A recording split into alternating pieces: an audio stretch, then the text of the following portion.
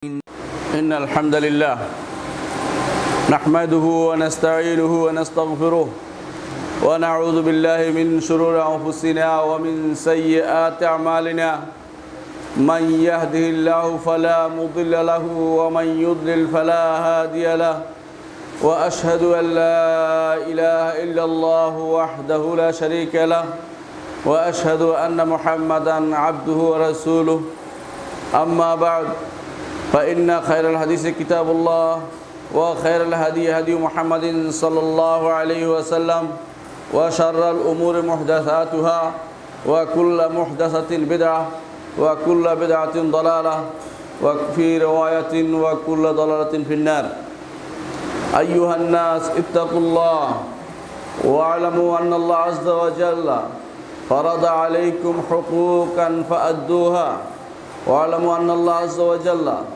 لا يدخل الجنة إلا من أداها فمن حافظ على هذه الحقوق فقد أدى ما وجب عليه ويرجى له الدخول في الجنة সম্মানিত মুসল্লিয়ান কিরাম, রব্বুল ইজ্জত আল্লাহ তাআলা আমাদেরকে দুনিয়ায় পাঠিয়েছেন। তিনি এখানে পাঠিয়ে দিয়েছেন আমাদেরকে এইভাবে নয় যে যা ইচ্ছে তা করে বেড়াবো। আল্লাহ তাআলা বলে দিয়েছেন, আফাহাসিবতুম আন্নামা খালাকনাকুম আবাথান ওয়া আন্নাকুম ইলাইনা লা তুরজাউন।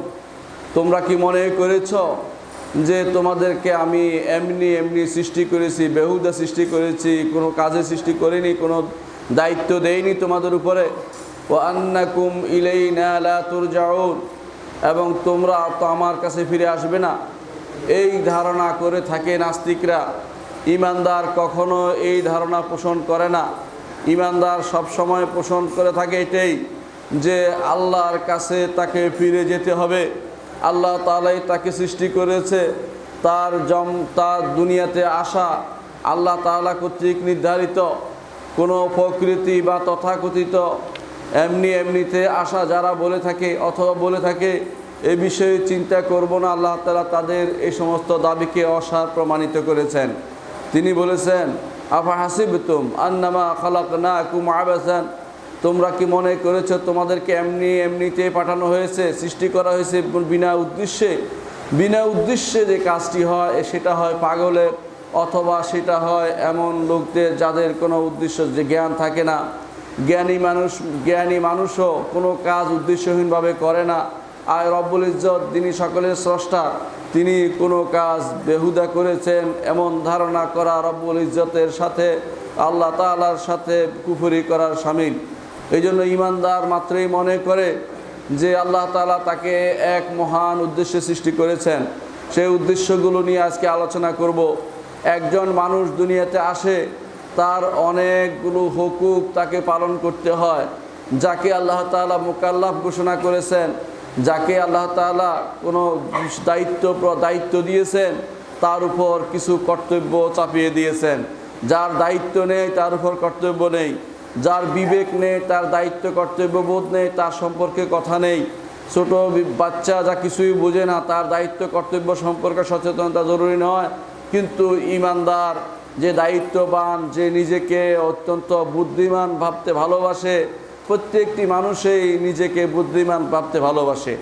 কেউ মনে করে না সে বোকা। যদি বুদ্ধিমান হয়, রব্বুল আলামিন তার উপরে যে সমস্ত দায়িত্ব এবং কর্তব্য দিয়েছেন, সেই কর্তব্যগুলোর আলোচনা আজকে করতে চাই। আল্লাহ তাআলা বান্দাকে 10টি কর্তব্য পালন করতে নির্দেশ দিয়েছেন। এর মধ্যে প্রথম কর্তব্য হচ্ছে একমাত্র আল্লাহর ইবাদত করা, আল্লাহর অধিকার সম্পর্কে সচেতন হওয়া। আল্লাহ তাআলা কোরআনে কারীম বলেছেন, ওয়া'বুদুল্লাহা ওয়ালা তুশরিকু বিহি শাইআন, আর তোমরা আল্লাহর ইবাদত করো, তার সাথে কাউকে শরীক করো না। এ হচ্ছে বান্দার উপর আল্লাহর অধিকার। আল্লাহর এই অধিকার যথাযথ পালন করলে কি হবে? রাসূলুল্লাহ সাল্লাল্লাহু আলাইহি ওয়াসাল্লাম মুআয ইবনে জাবাল রাদিয়াল্লাহু আনহুকে বলেন, হে মুআয, তুমি কি জানো বান্দার উপর আল্লাহর কি অধিকার রয়েছে? বলে, ইয়া রাসূলুল্লাহ, আল্লাহ এবং তার রাসূল জানেন। রাসূলুল্লাহ সাল্লাল্লাহু আলাইহি ওয়াসাল্লাম তখন বললেন, বান্দার উপর আল্লাহর অধিকার হচ্ছে যে সে একমাত্র তার ইবাদত করবে, তার সাথে কাউকে শরীক করবে না। এটা হচ্ছে বান্দার উপর আল্লাহর অধিকার। আল্লাহর এই অধিকার যথাযথভাবে পালন করতে হবে। দুনিয়ার মানুষ, তাবৎ মানুষ এই অধিকার পালনের ক্ষেত্রে উদাসীন। কেউ আছে আল্লাহ তাআলাকে স্রষ্টা মানতেই নারাজ, কেউ আছে এমন যে তাকে স্রষ্টা মানে কিন্তু তার এবাদত করতে নারাজ, কেউ আছে এমন যে তাকে স্রষ্টা মানে তার এবাদত করে, সাথে সাথে অন্যের এবাদত করে, অর্থাৎ তার এবাদত একান্তভাবে করে না। এদের সবাই কাফের, মুশরিক, এদের কারো কোনো কিছু আল্লাহর দরবারে গ্রহণযোগ্য নয়। এরা চিরস্থায়ী জাহান্নামী বলে বিবেচিত হবে। মুহাম্মদ রাসূলুল্লাহ সাল্লাল্লাহু আলাইহি ওয়াসাল্লামকে আল্লাহ তাআলা যখন প্রেরণ করেছিলেন, তখন আরবের মুশরিকরা এই সমস্ত আকীদায় বিশ্বাসী ছিল। তাদের কেউ কেউ বলতো, মা হাযিল হায়াতুদ দুনিয়া ইল্লা নামুতু ওয়া নাহইয়া ওয়া মা ইউহলিকুনা ইল্লা আদ-দাহরু। যোগ, সময়, আমাদের কালচক্র আমাদের মধ্যে পরিবর্তন সাধন করে। কালচক্রে আমরা বুড়ো হয়ে যাই, কবরে চলে যাই, আমাদের কোনো স্রষ্টা নাই, এরকম একটা গোষ্ঠীও সেখানে ছিল। আবার একটা গোষ্ঠী ছিল কোনো রকমের ইবাদত করতো না, স্রষ্টা একজন আছে সেটা তারা মানত। ওয়ালা ইন সাআলতাহুম মান খালাকাস সামাওয়াতি ওয়াল আরদা লা ইয়াকুলুনা আল্লাহ। তাদেরকে যদি জিজ্ঞাসা করেন যে আসমান জমিন কে সৃষ্টি করেছে, তারা বলবে যে আল্লাহ সৃষ্টি করেছে, কিন্তু তারা আল্লাহর সাথে শরীক করে। অর্থাৎ তারা কোনো ইবাদত করে না, আল্লাহকে শুধু স্রষ্টা মেনেই তারা যথেষ্ট মনে করে। একটা বিরাট গোষ্ঠী এখন পৃথিবীতে আছে যারা আল্লাহকে রব হিসাবে মেনেই তারা সন্তুষ্ট, তারা আর কিছু করতে রাজি নয়, ইবাদত তারা করতে রাজি নয়। তাদেরকে আপনি মসজিদে পাবেন না, সালাত আদায়কারী তাদেরকে কখনো আপনি দেখবেন না, তারা মসজিদে আসে না। তারা মনে করে আল্লাহ একজন আছে, মানলেই বুঝি আমার যথেষ্ট হয়ে যাবে। আরেক 3 নম্বর গোষ্ঠী হচ্ছে, যেটা আরবে একটা ব্যাপকভাবে যা প্রচলন ছিল এবং আরবের বেশিরভাগ মানুষ তা বিশ্বাস করে, তা হচ্ছে যে আল্লাহর ইবাদত করব, আল্লাহকে রব মানব, আল্লাহর ইবাদত করব, তবে সাথে সাথে অন্য কিছু মানুষকেও আমাদের অভাব পূরণের জন্য মাধ্যম হিসেবে নির্ধারণ করব। এই জন্য তাদেরকে যখন জিজ্ঞাসা করা হতো তখন তারা বলতো, মা না'বুদুহুম ইল্লা লিয়ুকাররিবুনা ইলাল্লাহি যুলফা। তাদেরকে শুধু এই জন্য ইবাদত করি যে এদের এই সমস্ত মূর্তিদের, পীর ফকিরদের, অলিয়া উলিয়াদের এই জন্য ইবাদত করি যে তারা সুপারিশ করে আমাদেরকে আল্লাহর দরবারে পৌঁছে দিবে। দুনিয়ার তাবৎ মানুষ মনে করে থাকে যে, বর্তমানে অনেক মানুষ মনে করে থাকে, যারা ইবাদত করে তারা মনে করে থাকে যে আল্লাহ তাআলার কাছে পৌঁছার আমাদের কোনো ক্ষমতা নেই, আল্লাহ তাআলার কাছে সরাসরি পৌঁছতে পারবো না। এই জন্য যারা আল্লাহর নৈকট্যপ্রাপ্ত রয়েছে তাদের কাছে ধর্ণা দেয়, তারা আল্লাহর কাছে বলবে, তারপর আল্লাহ তাআলা আমাদের কথা শুনবেন। এর মাধ্যমে তারা আল্লাহর উপর মিথ্যারোপ করেছে। আল্লাহ রাব্বুল ইজ্জত সরাসরি বলছেন, উদউনি আস্তাজিব লাকুম, আমাকে ডাকো আমি তোমাদের ডাকে সাড়া দেব। আল্লাহ বলছেন আমাকে ডাকো আমি তোমাদের ডাকে সাড়া দেব। আর আপনি বলছেন যে আপনাকে ডাকবো না, আমাদের ওলি আল্লাহদের ডাকবো, তারা আপনাদের কাছে আমাদের পৌঁছে দিবে, আপনার কাছে আমাদেরকে পৌঁছে দিবে। এর চেয়ে বড় মিথ্যা কথা আর কিছু হতে পারে না। আল্লাহ তাআলা এই জন্য বলছেন, যাদেরকে তোমরা ডাকছো, হুম ইবাদুন আমসালুকুম, তোমাদের মতো তারা আমারই দাস, সুতরাং তাদেরকে কেন ডাকছো? সরাসরি আমাকে ডাকো, আমাকে ডাকলে আমি তোমাদের ডাকে সাড়া দেব। ওয়াইজা সাআলাকা ইবাদি আন্নী ফাইন্নী করিব উজিবু দাওয়াতাদ দাঈ ইযা দাআন। যখন আমার বান্দারা আমার সম্পর্কে আপনাকে জিজ্ঞাসা করে, তাদেরকে বলুন যে ওয়াইজা সাআলাকা ইবাদি আন্নী ফাইন্নী করিব, তাদেরকে বলুন যে আমি তো নিকটে রয়েছি, আরশের উপর থেকেও তিনি দোয়া কবুলের জন্য নিকটে। যখনই কোনো বান্দা আল্লাহর কাছে হাত তোলে, আল্লাহ তাআলা সেই দোয়ার জবাব দেন এবং সেটা কবুল করেন। অর্থাৎ তিনি যতই দূরেই থাকেন না কেন, তিনি আরশের উপর থাকলেও দোয়া কবুলের দিক থেকে তিনি অতীব নিকটে। সেই জন্য প্রত্যেকটি মানুষের উচিত এই হকের ব্যাপারে সচেষ্ট থাকা। এটি হচ্ছে সর্বশ্রেষ্ঠ হক এবং সর্বপ্রথম হক, যা আদায় না করলে বাকি হক সমূহ আল্লাহর দরবারে গ্রহণযোগ্য হয় না। সবচেয়ে বড় হক হচ্ছে আল্লাহর তাওহীদ প্রতিষ্ঠা করা, আল্লাহ রাব্বুল ইজ্জতের তাওহীদুর রুবুবিয়্যাহ ওয়াল উলুহিয়্যাহ ওয়াল আসমা সিফাত। 3 ধরনের তাওহীদের বিষয়ে, 3 প্রকার তাওহীদ, 3 তাওহীদের 3 অংশের বিষয়ে যথেষ্ট রূপে জানতে হবে, মানতে হবে এবং যথাযথভাবে তা বাস্তবায়ন করতে হবে। আল্লাহর হকের মধ্যে রয়েছে আরও একান্তভাবে আল্লাহর ইবাদত করা, সালাত পড়বেন, যাকাত দিবেন, হজ করবেন, সাওম পালন করবেন, এইভাবে যত নির্দেশনা আল্লাহ তাআলা কোরআনে কারিমে দিয়েছেন এবং রাসূলুল্লাহ সাল্লাল্লাহু আলাইহি ওয়াসাল্লাম তার হাদিসে দিয়েছেন, সেগুলো মেনে চলতে হবে, সেগুলো একমাত্র আল্লাহর জন্য করতে হবে।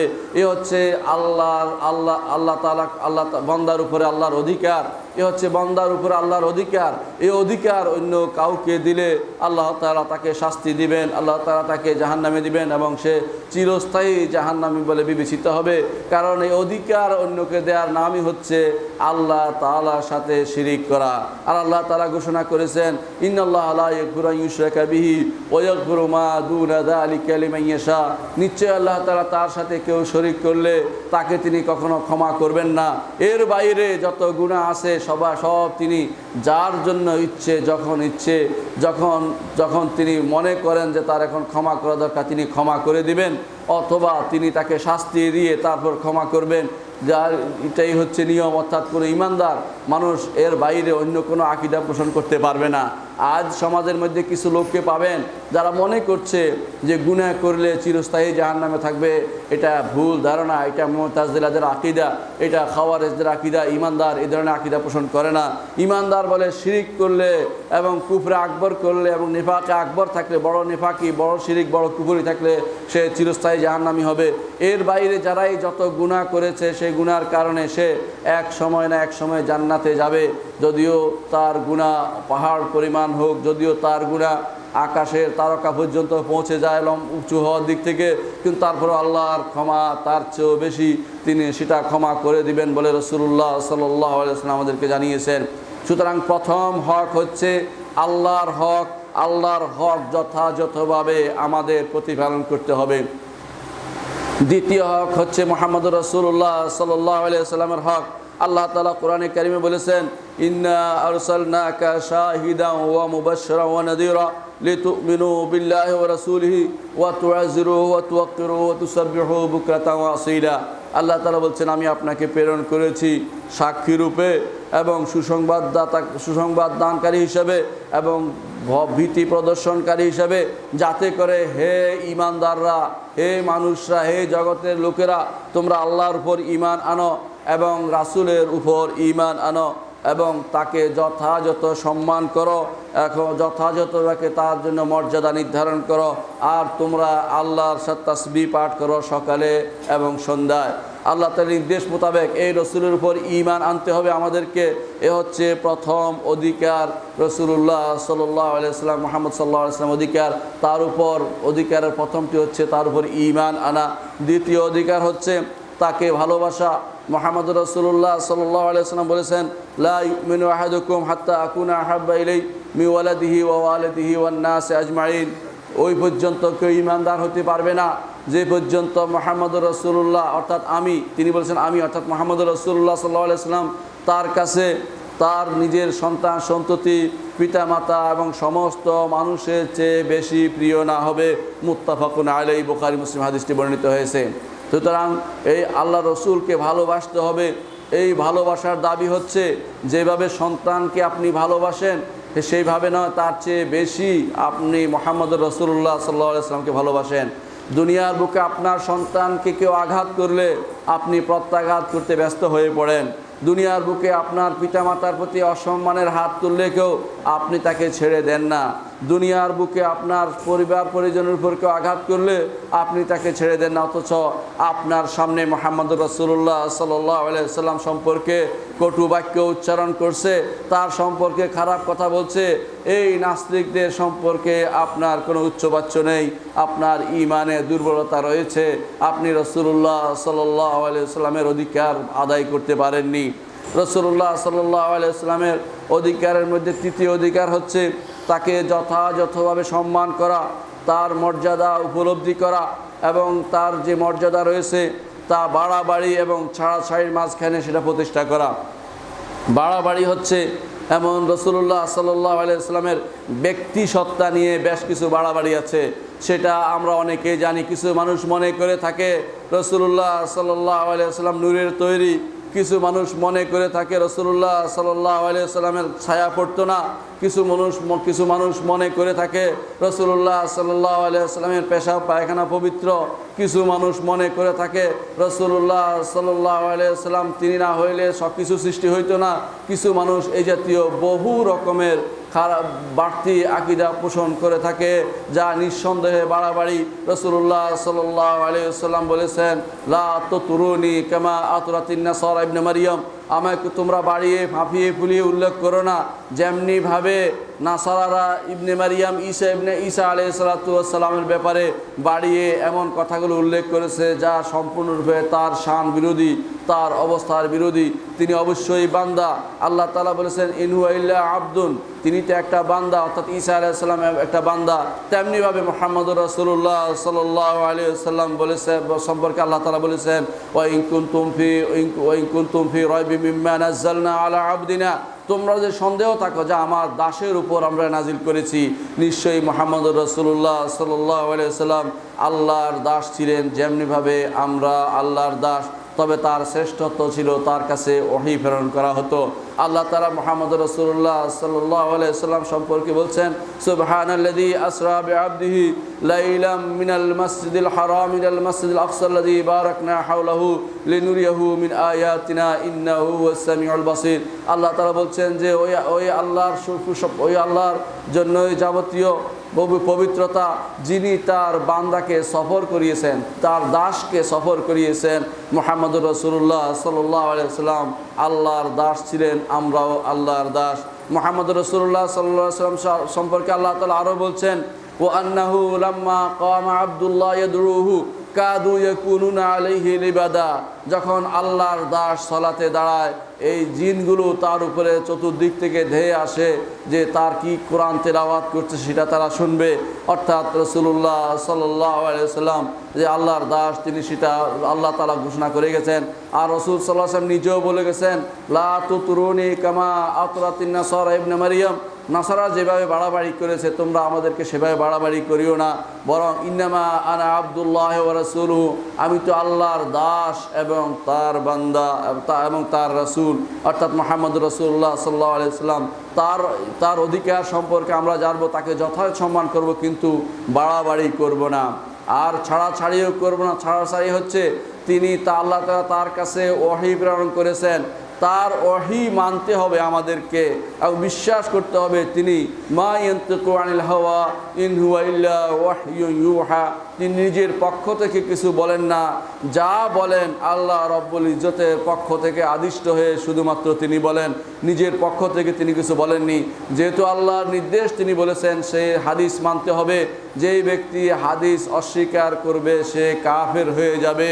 এই জন্য কোনো কাফেরের সাথে আপনার সম্পর্ক যেন না থাকে, সে বিষয়ে সচেষ্ট থাকবেন। মনে রাখবেন, রাসূলুল্লাহ সাল্লাল্লাহু আলাইহি ওয়াসাল্লামের বাণী ও হাদিস, এবং সে বাণী হচ্ছে হাদিস, সে হাদিসগুলো আল্লাহ তাআলারই বাণী, আল্লাহ তাআলারই নির্দেশ। সুতরাং সে হাদিসগুলোকে সেভাবে নিতে হবে। সে কোনো বিষয়ে যদি আপনি রাসূলুল্লাহ সাল্লাল্লাহু আলাইহি ওয়াসাল্লামের কোনো বিষয় আপনার বুঝতে অসুবিধা হয়, তাহলে আপনি সেটাকে আল্লাহ এবং তার রসুল জানে করে ছেড়ে দিবেন, কিন্তু সেখানে কোনো সন্দেহ পোষণ করতে পারবেন না। আল্লাহ তাআলা কোরআনে কারিমে বলেছেন, ফালা রাব্বিকা লা ইউমিনুনা হাত্তা ইউহাক্কিমুকা ফীমা শাজারা বাইনাহুম সুম্মা লা ইয়াজিদু ফি আনফুসিহিম হারাজাম মিম্মা কাদাইতা ওয়া ইউসাল্লিমু তাসলিমা। কখনো নয়, তারা কখনো ঈমানদার হতে পারবে না যতক্ষণ পর্যন্ত আপনাকে তারা তাদের মধ্যে ঘটে যাওয়া বিষয়ের জন্য ফয়সালাকারী হিসাবে নির্ধারণ না করেন।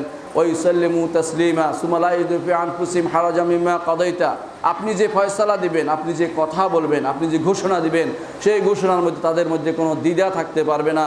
ওয়া ইউসাল্লিমু তাসলিমা, তারা মেনে নেওয়ার মতো মানতে হবে, অন্য কোনো চিন্তা করতে পারবে না।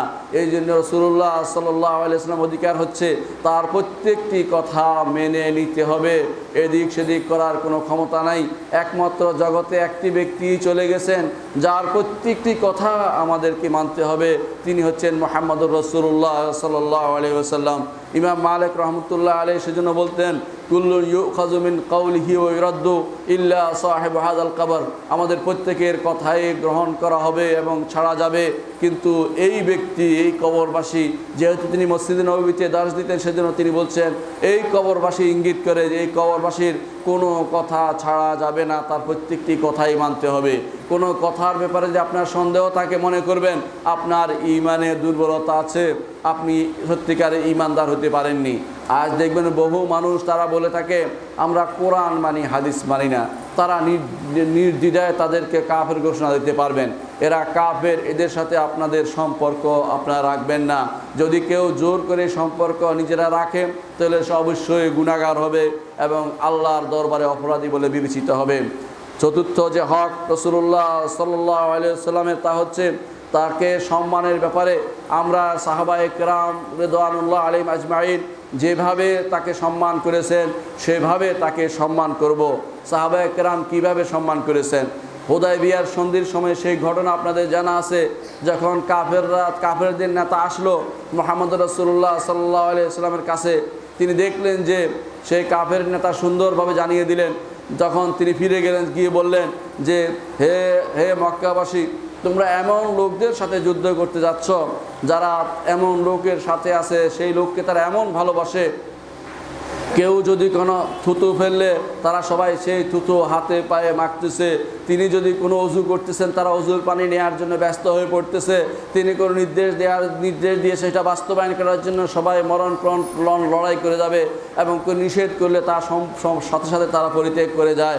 এরকম লোকদের সাথে তোমরা যুদ্ধ করতে যাচ্ছ, তোমরা তাদের সাথে যুদ্ধে পেরে উঠবে না। এইভাবে আমাদের কাছে দেখিয়ে দিয়েছেন কিভাবে রাসূলুল্লাহ সাল্লাল্লাহু আলাইহি ওয়াসাল্লামকে সম্মান করতে হয় এবং কিভাবে তার নির্দেশ প্রতিপালন করতে হয়। রাসূলুল্লাহ সাল্লাল্লাহু আলাইহি ওয়াসাল্লাম অধিকার সম্পর্কে আমাদের সচেতন থাকতে হবে। 5 নম্বর অধিকার হচ্ছে মুহাম্মদুর রাসূলুল্লাহ সাল্লাল্লাহু আলাইহি ওয়াসাল্লাম, সেটা হচ্ছে তিনি পূর্বের এবং পরের, অর্থাৎ আগে যা ঘটে গেছে আর ভবিষ্যতে যা ঘটবে, এই দুই বিষয়ে যে সমস্ত সংবাদ দিয়েছেন সেই সমস্ত সংবাদকে অবশ্যই সত্য বলে বিশ্বাস করতে হবে। মুহাম্মদ রাসূলুল্লাহ সাল্লাল্লাহু আলাইহি ওয়াসাল্লাম বনী ইসরাঈলের বহু ঘটনা তিনি উল্লেখ করেছেন। তিনি উল্লেখ করেছেন যে 3 ব্যক্তি গর্তের ভিতরে পড়েছিল, তারা প্রত্যেকে তাদের আমলের ওসিলা দিয়ে দোয়া করেছেন, আল্লাহ তাআলা তাদের দোয়া কবুল করেছেন। এটা রাসূলুল্লাহ সাল্লাল্লাহু আলাইহি ওয়াসাল্লাম কর্তৃক দেয়া একটি সংবাদ। এরকম হাজারো সংবাদ রাসূলুল্লাহ সাল্লাল্লাহু আলাইহি ওয়াসাল্লাম পূর্ববর্তী সংবাদ তিনি আমাদের জানিয়েছেন, এগুলিকে বিশ্বাস করতে হবে। অনুরূপভাবে রাসূলুল্লাহ সাল্লাল্লাহু আলাইহি ওয়াসাল্লাম কিয়ামত পর্যন্ত, কিয়ামতের আগে কি কি জিনিস ঘটবে, কিয়ামতের আলামত সম্পর্কে আমাদেরকে জানিয়েছেন। আমাদের এই জন্য কর্তব্য হচ্ছে, তার অধিকারের একটি হচ্ছে তিনি যা যা বলেছেন, সংবাদ দিয়েছেন, সেই ভবিষ্যৎ সেই সংবাদগুলোকে যথাযথ বিশ্বাস করতে হবে। তিনি বলেছেন কিয়ামতের আগে 10টি আলামত থাকবে, সেই 10টি আলামতের উপর বিশ্বাস করতে হবে।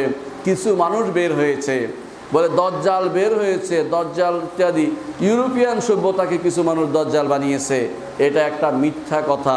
এই সভ্যতা তো সেই যুগে ছিল, রাসূলুল্লাহ সাল্লাল্লাহু আলাইহি ওয়াসাল্লামের যুগে রোম যারা, অর্থাৎ বর্তমানে যারা ইউরোপিয়ান, তাদের সভ্যতা তখনও ছিল। সেগুলিকে প্রধানত করা হয়েছে একটি অংশে, আরেকটি অংশ এখনও বাকি আছে।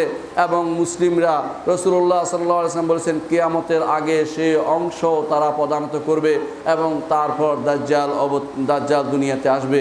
এর অর্থ হচ্ছে দাজ্জাল আসার আগে তাদের সেই সভ্যতার পতন ঘটবে, এটাই আমাদের বিশ্বাস করতে হবে। কিছু মানুষ বই বের করে ফেলেছে, দাজ্জাল এসেছে, দাজ্জাল নাম দিয়েছে, সেটা ভুল। দাজ্জাল মানুষ হবে, সভ্যতার নাম দাজ্জাল নয়। দাজ্জাল মানুষ হবে এবং পিতামাতার ঘরে সন্তান হবে, তার এক চোখ বন্ধ থাকবে, আরেক চোখ আয়নাবাতুন তোয়াফিয়া, পচা আঙ্গুরের মতো হবে। এটা আমাদেরকে মুহাম্মদ রাসূলুল্লাহ সাল্লাল্লাহু আলাইহি ওয়াসাল্লাম জানিয়েছেন। সুতরাং আগের এবং পরের, বিগত দিনের এবং পরবর্তী দিনের যে সমস্ত সংবাদ রাসূলুল্লাহ সাল্লাল্লাহু আলাইহি ওয়াসাল্লাম দিয়েছেন সেগুলোর উপরে ঈমান রাখা, যথাযথ বিশ্বাস করা হচ্ছে রাসূলুল্লাহ সাল্লাল্লাহু আলাইহি ওয়াসাল্লাম অধিকার আদায় করা। রাসূলুল্লাহ সাল্লাল্লাহু আলাইহি ওয়াসাল্লাম অধিকার আদায়ের 6ষ্ঠ নম্বর হচ্ছে তার নির্দেশকে যথাযথভাবে পালন করা। তিনি নির্দেশ দিয়েছেন যা তা পালন করতে হবে। রাসূলুল্লাহ সাল্লাল্লাহু আলাইহি ওয়াসাল্লামের উপর তার হক আদায়ের 7ম হক হচ্ছে রাসূলুল্লাহ সাল্লাল্লাহু আলাইহি ওয়াসাল্লাম যা থেকে নিষেধ করেছেন তা থেকে দূরে থাকতে হবে। তিনি কি কি কাজ করতে নিষেধ করেছেন তা আমাদের জানা, সেগুলো আমি লম্বা করে আলোচনা করছি না। রাসূলুল্লাহ সাল্লাল্লাহু আলাইহি ওয়াসাল্লামের অধিকারের অষ্টম অধিকার হচ্ছে তার শরীয়তের বিরুদ্ধে যারা নেমেছে, তার শরীয়তের বিরুদ্ধে যারা নেমেছে তাদের বিরুদ্ধে প্রত্যেকে তার ক্ষমতা অনুসারে দাঁড়ানো। শরীয়তের বিরুদ্ধে নামার অর্থ হচ্ছে আজ অনেকেই আছে তারা দুনিয়ার বিভিন্ন বিধান মানে, কিন্তু আল্লাহর দেয়া বিধানে অবজ্ঞা প্রকাশ করে।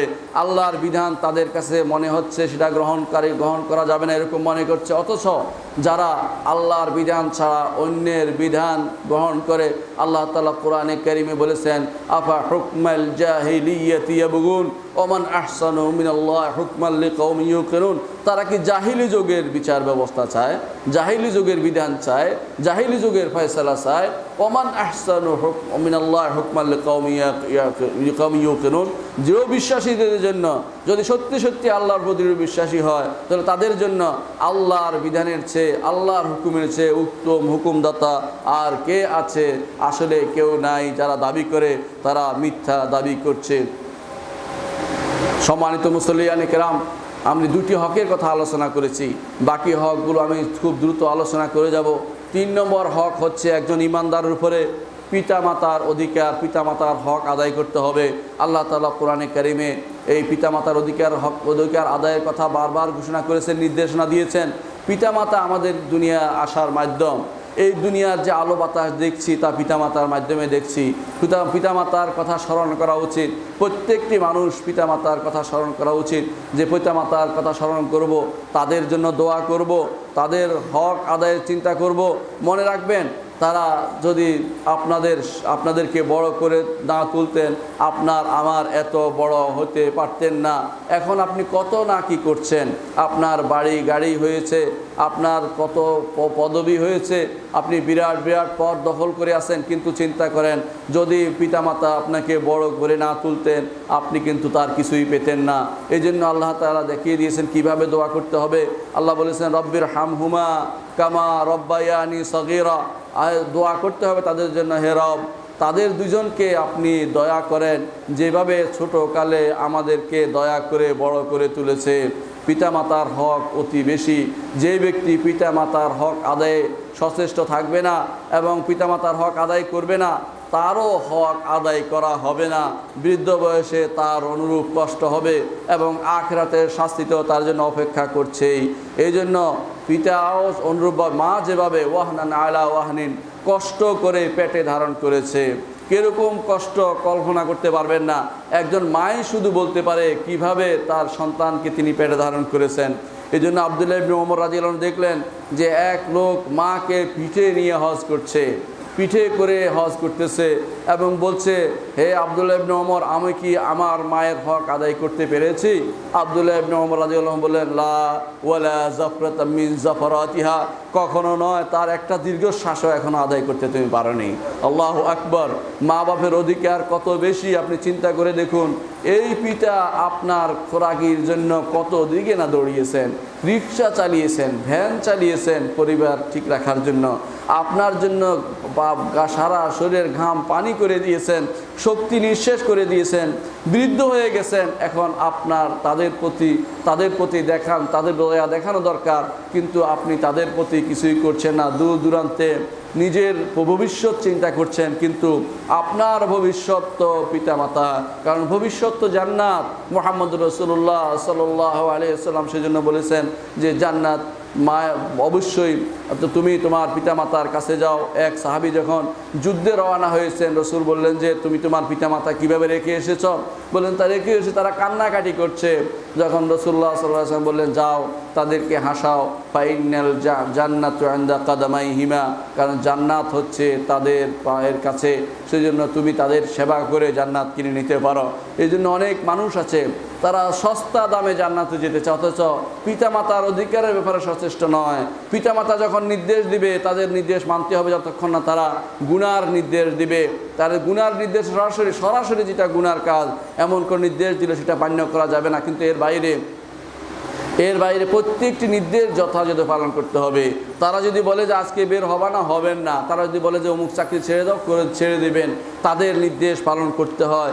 মনে রাখতে হবে আল্লাহ তাআলা কোরআনে কারীম বলেছেন ووصينا الإنسان بوالديه حملته أمه وهنا على وهن وفصاله في عامين أن اشكر لي ولوالديك المصير। আল্লাহ তাআলা বলছেন, আমি নির্দেশ দিয়েছি মানুষদেরকে তার পিতামাতার সাথে ভালো ব্যবহার করার, কারণ মা তাকে বহন করেছে অনেক কষ্টের পর কষ্ট সহ্য করে, আর 2 বছর তাকে সে কোলে রেখে মানুষ করেছে, দুধ খাইয়েছে এবং তারপর সে বড় হতে পেরেছে। রব্বুকা আল্লাহ তা'বুদু ইল্লা ইয়্যাহ ওয়া বিল ওয়ালিদাইনি ইহসানা। আর আল্লাহ নির্দেশ দিচ্ছেন, রব্বুল আলামিন নির্দেশ দিচ্ছেন, তোমরা একমাত্র আল্লাহর ইবাদত করবে, তাকে ছাড়া আর কারো ইবাদত করবে না, এবং পিতামাতার সাথে ভালো ব্যবহার করে সৎ ব্যবহার করবে, সৎ উত্তম আচরণ করবে। ইম্মা ইয়াবলুগান্না ইনদাকাল কিবারা আহাদুহুমা আও কিলাহুমা, তাদের দুজনের একজন অথবা দুজনে তোমাদের কাছে বড় হয়ে যাবে, বৃদ্ধ অবস্থায় থাকবে। ফালা তাকুল্লাহুমা উফিন, এমন কথা বলো না যে তা উফ বলো না। উফ অর্থ হলো এমন কথা, আপনি তাদের কোনো কথা দ্বারা মনে কষ্ট নিতে পারবেন না। মনে কষ্ট নেওয়ার একটা উদাহরণ দিয়েছে সলফে সালেহিনের একজন ছিল, হচ্ছে আপনার পিতা যখন দেখবেন আপনার সাথে কথা বলার ব্যাপারে সাবধানে কথা বলে, কোন কথায় ছেলে দোষ ধরে, মনে করবেন যে আপনি আপনার পিতার সাথে ভালো ব্যবহার করছেন না। আপনার পিতা কথা বলে যাবে, আপনি সহ্য করে যাবেন, আপনি কোনো কথার বিরক্তি করবেন না, যাই বলে তা হাসি মুখে বরণ করে নেবেন।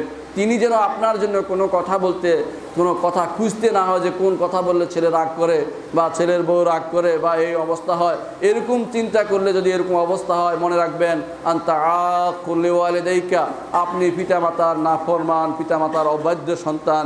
এই জন্য কখনো পিতামাতার সাথে খারাপ ব্যবহারে এগিয়ে যাবেন না। আল্লাহ তাআলা বলছে ওয়ালা তানহারহুমা, ধমক দিয়ে কথা বলবেন না, এমন কথা বলবেন না যা তাদের অন্তরে কষ্ট আসে। ওয়াকুল লাহুমা কাওলান কারীমা, সম্মানের সাথে তাদের সাথে প্রত্যেকটি কথা বলতে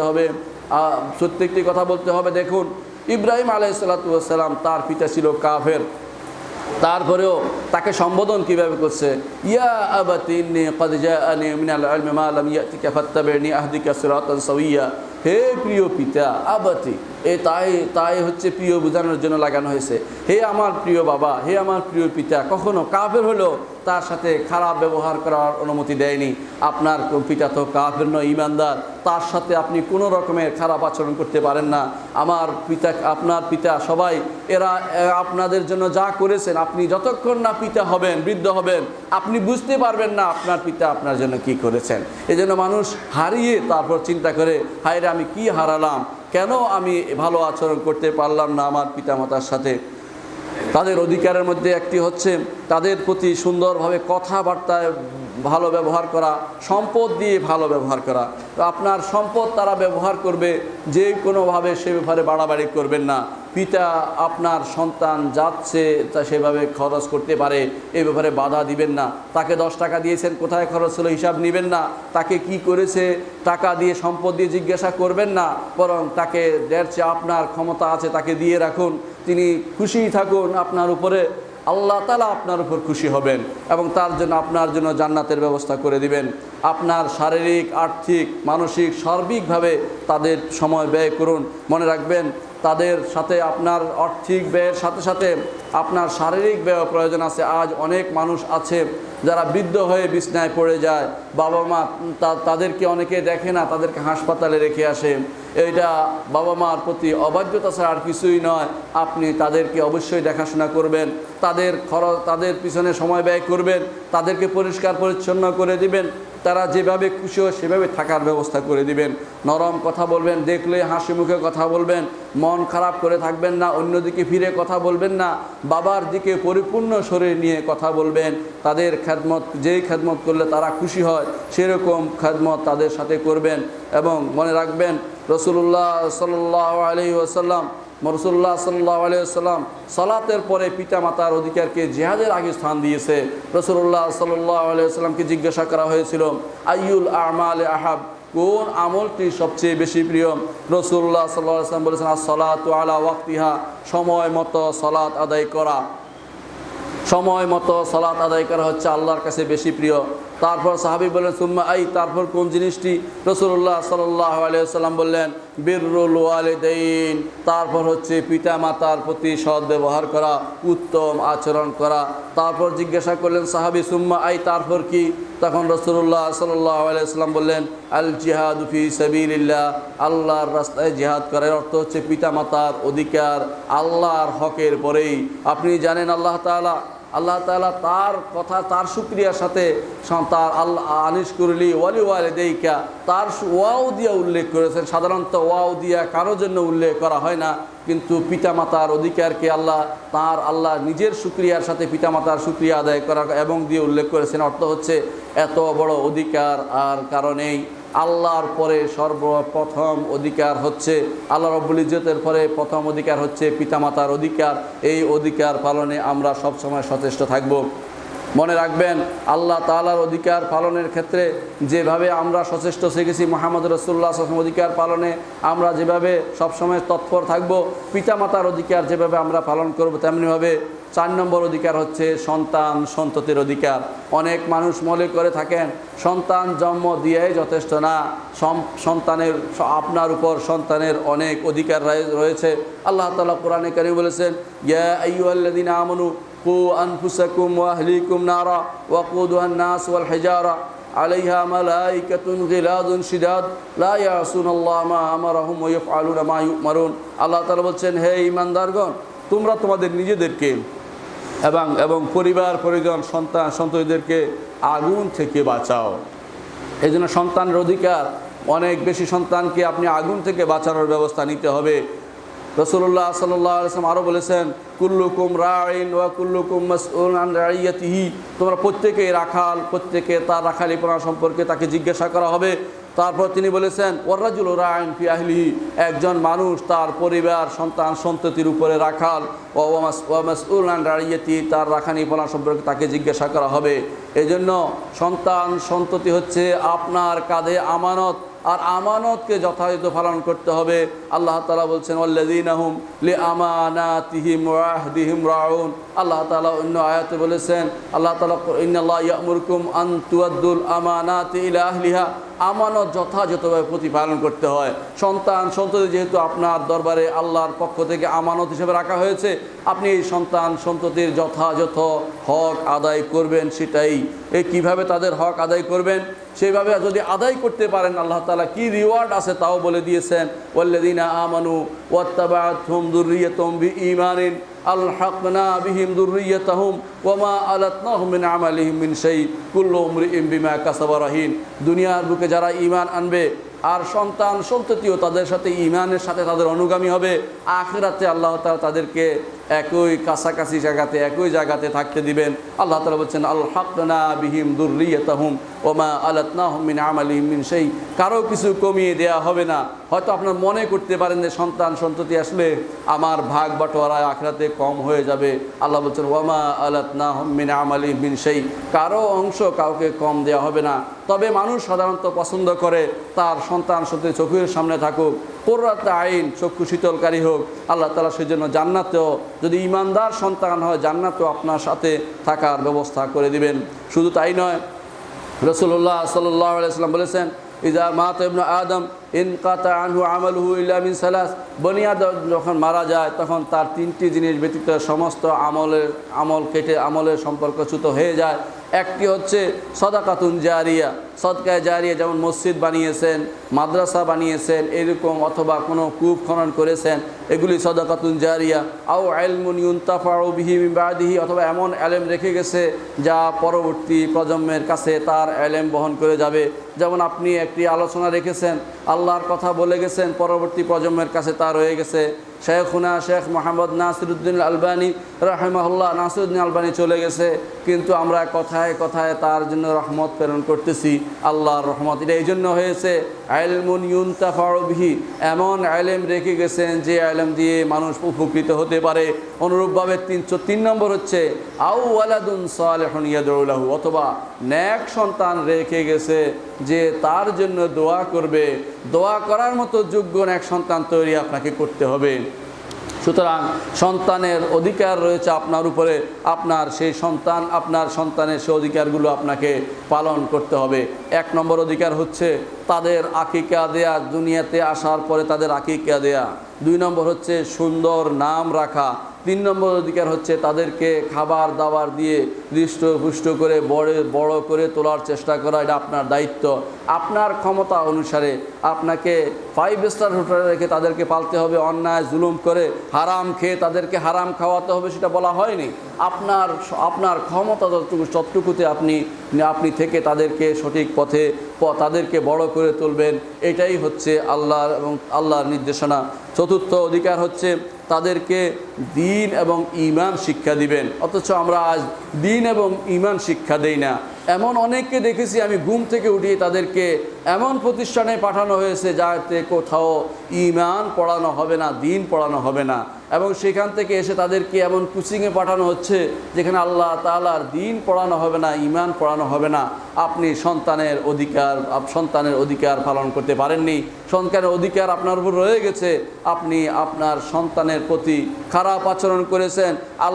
আল্লাহ তাআলা আপনাকে সেই অধিকার সম্পর্কে জিজ্ঞাসা করবেন, কারণ আল্লাহ কুল্লুকুম মাসউলুন আন রাইয়াতিহি, প্রত্যেককে তার এই রাখালিপনা সম্পর্কে জিজ্ঞাসা করা হবে। 5ম অধিকার হচ্ছে অধিকার হচ্ছে তাকে তাকওয়াবান হতে সাহায্য করা।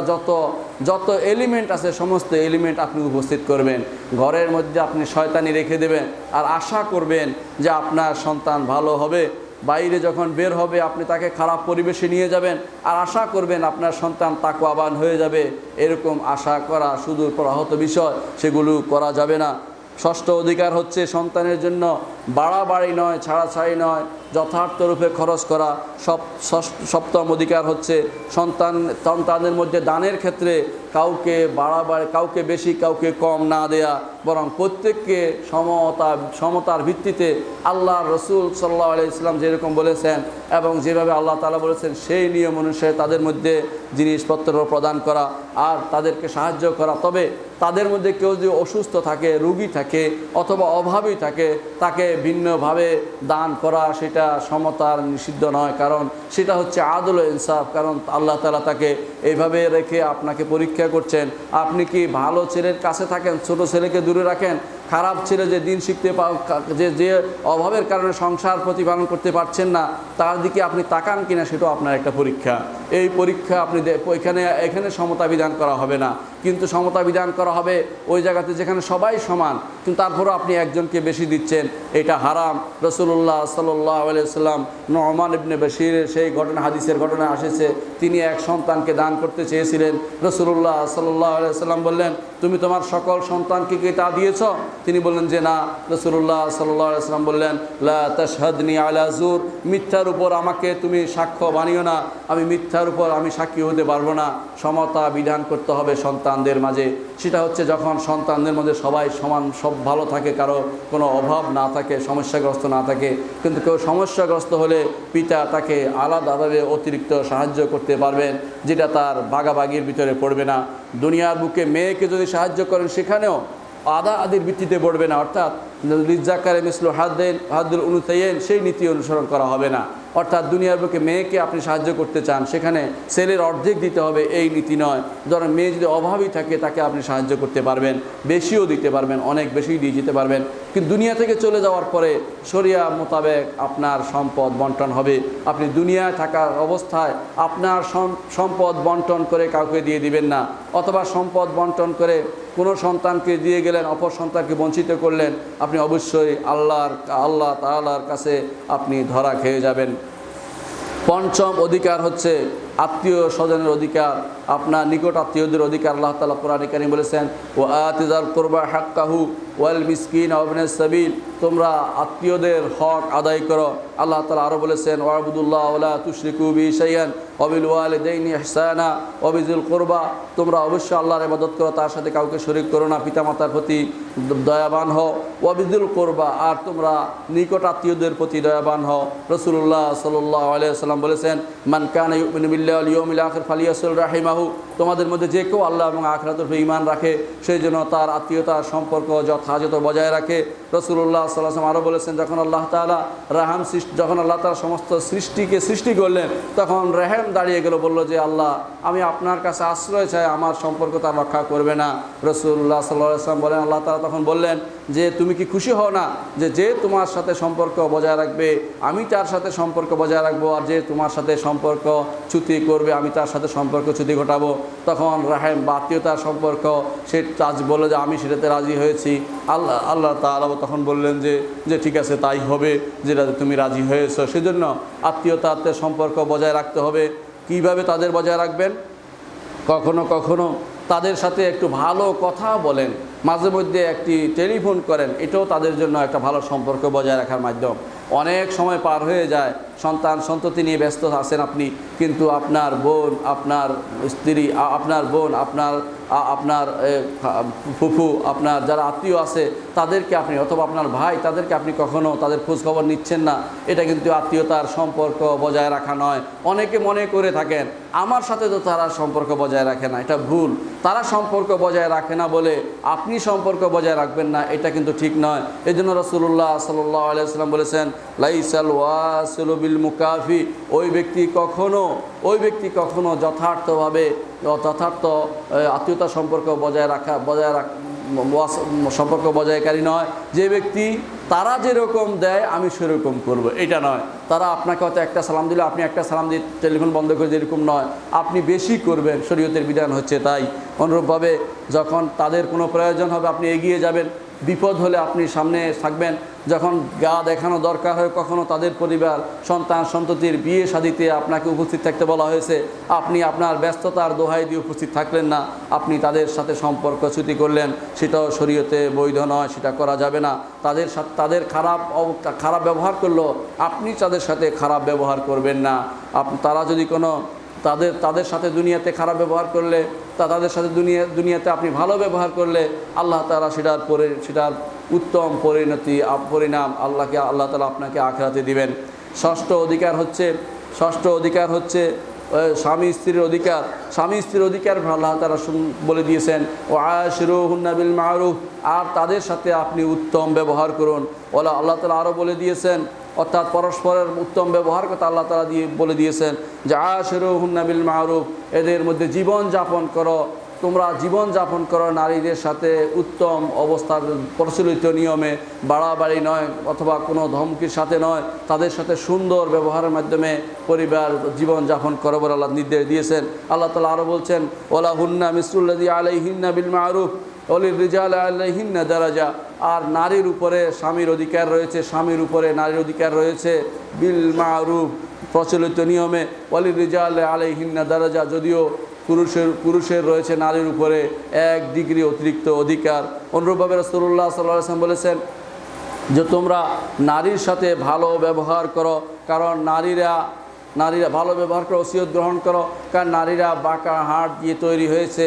আর বাঁকা হাড় এমন জিনিস, যে জিনিস তুমি যদি সোজা করতে চাও তাহলে ভেঙে ফেলবে, আর যদি বাঁকা অবস্থায় রেখে তাদের উপকৃত হতে চাও তাহলে উপকৃত হতে পারবে।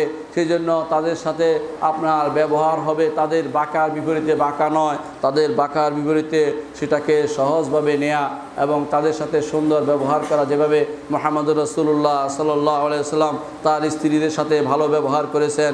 রাসূলুল্লাহ সাল্লাল্লাহু আলাইহি ওয়াসাল্লাম সেই জন্য বলেছেন, লা ইয়াফরুকু মুমিনুল মুমিনা ইন কারিহা মিনহা খুলুকান রাদিয়া মিনহা খুলুকুন আখার, কোন মুমিন পুরুষ যেন মুমিন নারীকে ঘৃণা না করে, তার একটি জিনিস অপছন্দ হলে আরেকটি জিনিস তার অবশ্যই পছন্দ হবে। কোনো নারী পরিপূর্ণ নয়, সেজন্য আপনার সব দিক থেকে একজন নারী পারফেক্ট হয় না। এজন্য প্রত্যেক স্বামীর উচিত কিছু বিষয়ে ছাড় দেয়া, যে আমার স্ত্রী হয়তো এই দিকটি পরিপূর্ণ করতে পারেনি, কিন্তু আল্লাহ তাআলা তাকে অন্য গুণটি দিয়েছে, সেইভাবে তার সাথে বজায় রাখা এবং জীবন যাপন করা হচ্ছে শরীয়তের বিধান। শরীয়তের বিধান হচ্ছে একে অপরের সাথে সম্পর্ক রাখবে, উত্তম সম্পর্কের মাধ্যমে জীবন যাপন করবে, যতটুকু সম্ভব একে অপরের জন্য ব্যয় করবে, একে অপরের জন্য ভালোবাসা ব্যয় করবে এবং একে অপরকে খারাপ যে সমস্ত জিনিস সম্পর্ক নষ্ট করে সে সমস্ত জিনিস থেকে প্রত্যেকে দূরে থাকবে। তার মধ্যে স্বামীর বিশেষ অধিকার হচ্ছে যে স্বামীর উপর স্ত্রীর বিশেষ অধিকার হচ্ছে যে স্বামী অবশ্যই তার জন্য ব্যয় করবেন, তার খাবারের ব্যবস্থা করবেন, পানীয়ের ব্যবস্থা করবেন, তার কাপড়ের ব্যবস্থা করবেন, থাকার ব্যবস্থা করবেন। এইটা আল্লাহ তাআলা ঘোষণা করে দিয়েছেন, ওয়ালাহুন্না আলাইকুম রাজকুহুন্না ওয়া কিসওয়াতুহুন্না বিল মারুফ। রাসূলুল্লাহ সাল্লাল্লাহু আলাইহি ওয়াসাল্লাম সেটা বলেছেন। অনুরূপভাবে রাসূল বলেছেন, আনতুতইমাহা ইযা তাআমতা, যখন তুমি খাবে তখন তোমার স্ত্রীকে খাওয়াবে, যখন তুমি পরিধান করবে তোমার স্ত্রীকে পরিধান করাবে, কিন্তু তাকে কখনো তার চেহারায় আঘাত করবে না, তাকে তুমি গালিগালাজ করবে না, তাকে ঘর ছাড়া অন্য কোথাও রেখে আসবে না। রাসূলুল্লাহ সাল্লাল্লাহু আলাইহি ওয়াসাল্লাম তা বলেছেন। দ্বিতীয় অধিকার হচ্ছে স্ত্রীর স্বামীর উপরে, তা হচ্ছে যদি কারো একাধিক স্ত্রী থাকে তাহলে তাদের মধ্যে সমতা বিধান করা, অর্থাৎ রাত্রি যাপনের ব্যাপারে, টাকা পয়সার ব্যাপারে দেওয়া, তাদেরকে অধিকার দেওয়ার ব্যাপারে সমতা বিধান করতে হবে, কিন্তু মনের টানের ব্যাপারে নয়। কারো প্রতি যদি মনের টান থাকে সেটার জন্য পাকড়াও করা হবে না। আর দ্বিতীয় স্ত্রীর উপরে স্বামীর অধিকার হচ্ছে তার স্বামীর নেতৃত্বকে মেনে নেয়া, স্বামী তার ঘরের নেতা এটা মনে করা, নিজেকে ঘরের নেত্রী হিসাবে প্রতিষ্ঠা না করা, স্বামীকে নেতা হিসাবে মেনে নেওয়া। 2 নম্বর হচ্ছে যে স্বামীর কথা মেনে নেওয়া যতক্ষণ অবাধ্য শরীয়ত বিরোধী না হবে। কারণ রাসূলুল্লাহ সাল্লাল্লাহু আলাইহি ওয়াসাল্লাম বলেছেন, যদি আমি আল্লাহ ছাড়া কাউকে সিজদা করার অনুমতি দিতাম তাহলে নারীকে অনুমতি দিতাম তার স্বামীকে সিজদা করার, কারণ তার অধিকার অনেক বেশি। সেই জন্য আর স্বামীর নির্দেশকে মেনে নিতে হবে, স্বামীর নির্দেশকে মেনে যতক্ষণ পর্যন্ত শরিয়া বিরোধী না হবে সেই নির্দেশ প্রতিপালন করে যেতে হবে।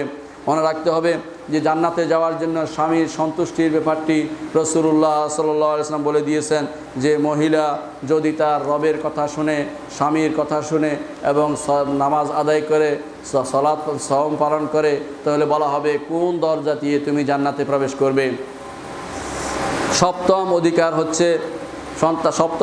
হচ্ছে রাষ্ট্রপ্রধানের অধিকার এবং প্রজাদের অধিকার। সে অধিকার যথাযথ পালন করতে হবে। আল্লাহ তাআলা কোরআনে কারীম বলেছেন, আতিউল্লাহ ওয়া আতিউর রাসূল ওয়া উলিল আমরি মিনকুম, তোমরা আনুগত্য করো আল্লাহ এবং তার রাসূল এবং তোমাদের মধ্যকার যে সমস্ত যারা ক্ষমতায় রয়েছে তাদের অধিকার পালন করতে হবে। তাদের অধিকার হচ্ছে তাদের বিরুদ্ধে কোনো রকমের বিদ্রোহে লিপ্ত না হওয়া এবং তা যতক্ষণ পর্যন্ত তারা সালাত আদায়কারী আছে বা সালাতে বাধা দিচ্ছে না ততক্ষণ পর্যন্ত আমরা কোনো রকমে তাদের বিরুদ্ধে দাঁড়াবো না। আর আমাদের অধিকার হচ্ছে তাদের উপরে আমাদেরকে যথাযথভাবে আমাদের দিন পালনের সুযোগ দিতে হবে। দিন পালনের জন্য দিনের প্রত্যেকটি দিনের বিরোধী কোনো কাজে যেন তারা জড়িত না হয়ে পড়ে, আমাদেরকে দিন বিরোধী কোনো কাজে যেন বাধ্য করা না হয়, আমরা সেরকম অধিকার তাদের কাছে দাবি করি। অষ্টম অধিকার হচ্ছে পাড়া প্রতিবেশীর অধিকার। আল্লাহ তাআলা কোরআনে কারীমে বলে দিয়েছেন, ওয়াবিল ওয়ালিদাইনি ইহসানা ওয়াল জারি যুল কুরবা ওয়াল জারি যুনুবা ওয়া সাহিবিল জামবি। পড়োশীর ব্যাপারে আল্লাহ তাআলা কোরআন আয়াত নাজিল করেছেন। রাসূলুল্লাহ সাল্লাল্লাহু আলাইহি ওয়াসাল্লাম বলেছেন, জিবরিল আমাকে পড়োশীর ব্যাপারে এত বেশি বলতে আরম্ভ করলেন, আমার মনে হলো যে তিনি আমাকে তাদেরকে আমার ওয়ারিস বানিয়ে দিবেন, অর্থাৎ পড়োশীকে ওয়ারিস বানিয়ে দিবেন। এই জন্য পড়োশীকে দেখার বিষয়ে রাসূলুল্লাহ সাল্লাল্লাহু আলাইহি ওয়াসাল্লাম সেজন্য বলেছেন, খায়রুল জিরানি ইনদাল্লাহ খায়রুহুম লিজারিহি, আল্লাহর কাছে উত্তম পড়োশী হচ্ছে যারা তাদের পড়োশীর কাছে উত্তম। পড়োশীর কাছে উত্তম হলে আল্লাহর কাছে উত্তম হওয়া যায়। রাসূলুল্লাহ সাল্লাল্লাহু আলাইহি ওয়াসাল্লাম আরও বলেছেন, যে ব্যক্তি ঈমান রাখে আল্লাহ এবং তার আখিরাতের উপরে, সেই জন্য তার পড়োশীদের সাথে উত্তম ব্যবহার করে, ভালো ব্যবহার করে। তিনি বেলালকে বলেছেন, যখন তুমি রান্না করবে তখন রান্নায় ঝোল বেশি দিবে, যাতে করে পড়োশীদের বাসায় কিছু দিয়ে আসতে পারো, অর্থাৎ খাবার দাবার হাদিয়া দেয়া, এটা একটা বিরাট দায়িত্ব। সুতরাং তাদের খোঁজ খবর নেয়া, তাদের অভাব অভিযোগে তাদের এগিয়ে আসা, এই বিষয়গুলো অবশ্যই খেয়াল রাখা। আজকের দিনে এমন অবস্থায় পৌঁছে গেছে, নাগরিক সভ্যতা পড়োশী কে তা জানে না, বছরের পর বছর চলে যায়, পড়োশীর কী হচ্ছে কেউ খোঁজ খবর রাখে না। এটা কিন্তু শরিয়া বিরোধী, আল্লাহ এবং তার রাসূলের নীতি বিরোধী। আমরা সে সমস্ত অধিকার পালন করতে হবে। ওয়ালামু আন্নাল্লাহ আযজা ওয়া জাল্লা ফারাদা আলাইকুম হুকুকা ওয়া মিন হাযিল হুকুক, আমরা ইতিপূর্বে 8টি হকের কথা আলোচনা বলেছি যে পড়োশীর হক আদায় করতে হবে। তাকে কষ্ট দেয় এমন কিছু করা যাবে না, তার বাসার সামনে ময়লা রেখে আসা যাবে না, তার ঘরের সামনে গাড়িটা দাঁড় করিয়ে তাকে কষ্ট দেওয়া যাবে না বের হতে। এইভাবে বিভিন্ন জিনিস আমরা আজ খেয়াল করি না, কিন্তু পড়োশীর হক আদায় করতে হবে। নবম হক হচ্ছে সাধারণ মুসলিমের কিছু হক রয়েছে। রাসূলুল্লাহ সাল্লাল্লাহু আলাইহি ওয়াসাল্লাম বলেছেন, সাধারণ মুসলিমের হক তিনি একটি হাদিসে বর্ণনা করেছে, সেটা হচ্ছে যখন তার সাথে সাক্ষাৎ হবে তখন তাকে সালাম দিবে, যখন তাকে দাওয়াত দেওয়া হবে তার দাওয়াতে সে সাড়া দিবে, যখন তার কাছে নসিহত চাওয়া হয়, উপদেশ চাওয়া হয়, তখন সুন্দর উপদেশ দিবে, যখন যে হাসি দিবে, হাসি দিয়ে আলহামদুলিল্লাহ বলে, তখন সে ইয়ারহামুকাল্লাহ বলবে, যখন সে অসুস্থ হবে তখন তার শুশ্রূষা করবে, যখন সে মারা যাবে, শেষ অংশে চলে যাবে, তখন তার কবর পর্যন্ত তার পিছু নিবে, অর্থাৎ তাকে কবরে দাফন করবে।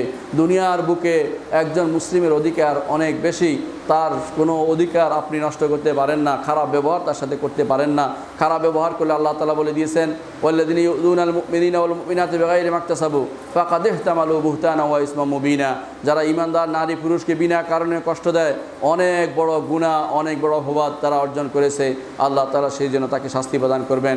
রাসূলুল্লাহ সাল্লাল্লাহু আলাইহি ওয়াসাল্লাম বলেছেন, লা তাবাগাদু ওয়া লা তাদাবারু, তোমরা পরস্পর একে অপরের শত্রুতা পোষণ করো না, একে অপর থেকে মুখ ফিরিয়ে নিও না। ওয়া কুনু ইবাদাল্লাহি ইখওয়ানা, আল্লাহর বান্দারা ভাই ভাই হয়ে যাও, তাদের প্রতি জুলুম করবে না। রাসূল বলেছেন, তাদের প্রতি তাদেরকে হাকির মনে করবে না, তাদেরকে নিকৃষ্ট মনে করবে না।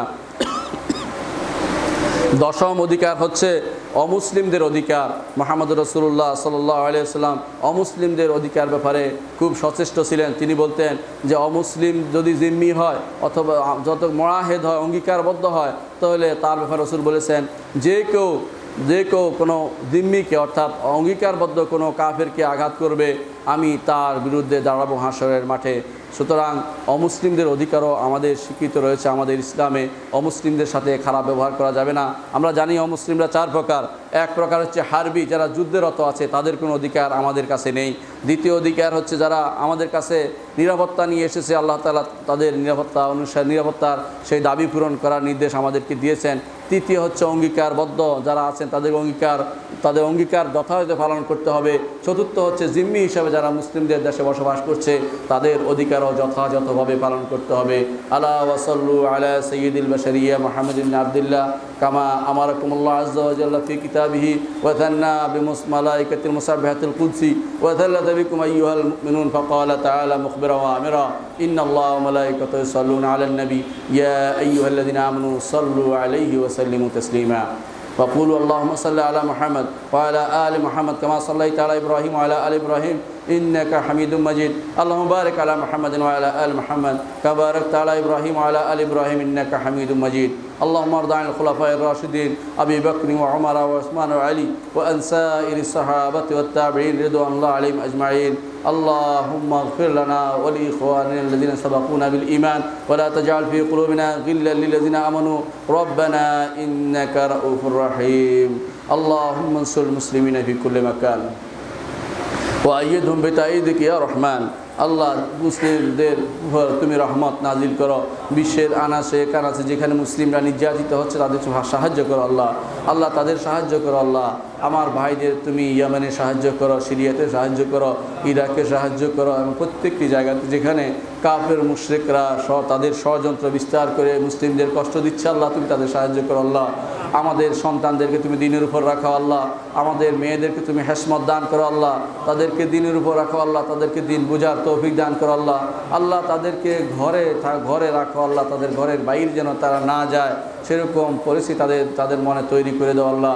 তাদের মনে ঈমান তৈরি করে দাও আল্লাহ। আল্লাহ তারা যেন আল্লাহর নির্দেশ পালন করতে পারে। আল্লাহ তাআলা তাদের সম্পর্কে বলেছেন ওয়াকারনা ফি বুয়ুতিকুন্না ওয়ালা তাবাররাজনা তাবাররুজাল জাহিলিয়াতিল উলা, যে তারা যেন ঘরে থাকে। আল্লাহ ঘরের বাইরে যে ফিতনা, বাইরের ফিতনা, জীবন্ত ফিতনা, মৃত ফিতনা, সমস্ত ফিতনা থেকে তুমি আমাদের হেফাজত করো আল্লাহ। আল্লাহুম্মা আগফির ওয়ারহাম ওয়া আনতা খায়রুর রাহিমিন। ইবাদাল্লাহ রাহিমাকুমুল্লাহ, ইন্নাল্লাহা ইয়া'মুরু বিল আদলি ওয়াল ইহসান ওয়া ইতা'i যিল কুরবা ওয়া ইয়ানহা আনিল ফাহশাই ওয়াল মুনকারি ওয়াল বাগই ইয়া'ইদুকুম লা'আল্লাকুম তাযাক্কারুন ওয়া লাযিকরুল্লাহি আকবার ওয়াল্লাহু ইয়া'লামু মা তাসনাউন।